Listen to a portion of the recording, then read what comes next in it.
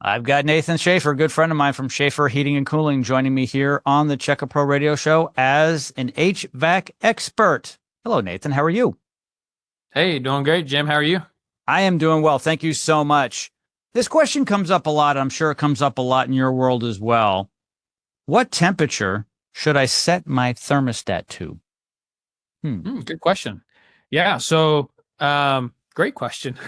No, really, I would say no temperatures for, hey, this is the magical number, right? This is where you should set it at. I think more importantly would be is let's not change it up and down a lot. Okay, and so it's better, it's more comfortable, it's better for the home or the business, the structure. It's better for the utility bill. It's better all around. It's better for this equipment. It's easier for it if we pick a temperature that we find is most comfortable for us. I would say on average it would probably be around 70-ish, right? You'll see houses set from 68 to 72 to 4, probably most commonly, depending on the season and time of the year and different things. Maybe warmer. However, let's set a temperature and let's maintain that temperature. So picture like your car, right? If we're stop and go traffic, in town, and we're constantly braking and accelerating, it's tough on that vehicle. It's hard on the brakes. It's worse on fuel mileage. It's a lot of extra wear and tear. Heck, it's more wear and tear on you, the driver, right? Just going.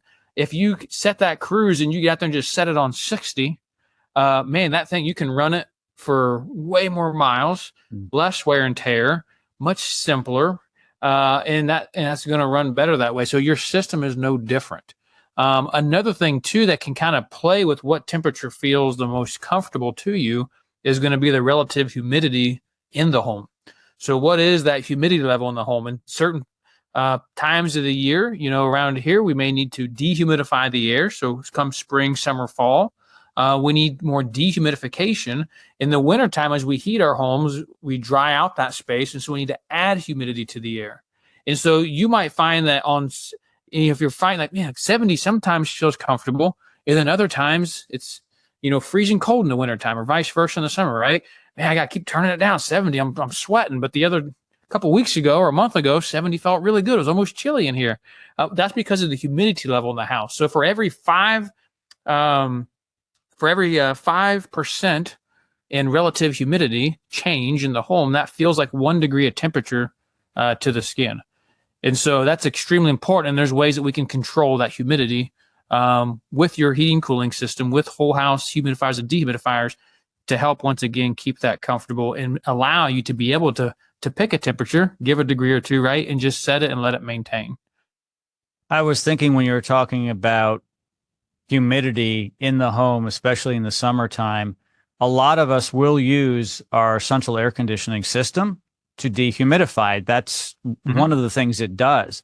Right. But it's important, though, that the cycling on and off is programmed properly and that the system is sized properly, right? Because if it cools down too quickly but hasn't had enough time to pull the humidity out, that's not good. And that's why it's so important to have Shafer come out and take a look at everything to make sure that the product that you have that is cooling your home is sized right, for instance, and that it's cycling on and off properly. But I will give you a tip as a homeowner in the summer.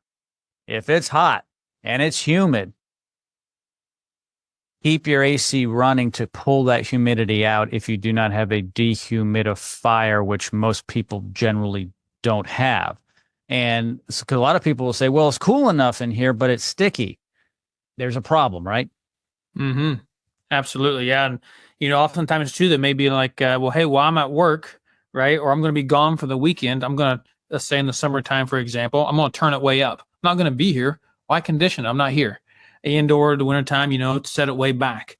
Well, the problem is that's hard on a lot of things in the home. Your doors start sticking, your floor starts squeaking, it comes to humidity and humidity because of expansion and contraction. But also too, now when you do come back home and you turn it back down or turn it back up, depending on the time of the year, man, that system has to work so hard to get there. It's like jumping in your car and just pushing it full throttle, right, for the next 100 miles and wonder why you just got 10 miles less of the gallon or whatever. So Very, very hard on the system as well as the well-being of your home. Even things like instruments, your flooring, all these different things in the home we don't even think about, your furniture. It's really crucial for all of that, not just our comfort, because you think, well, I'm not home. Yeah, but everything else is still there unless you're packing up and taking it all with you, which probably not the case. So I agree. Some people will spend extra money to actually store their belongings in a climate-controlled storage facility. right. Maybe not so much in parts of California, but in other parts of the country where it's really cold, really hot, really humid, people will do that. But you wouldn't want the owner of that facility turning the AC system off for the fine artwork you may have stored in there. Why would you Right. do that at home?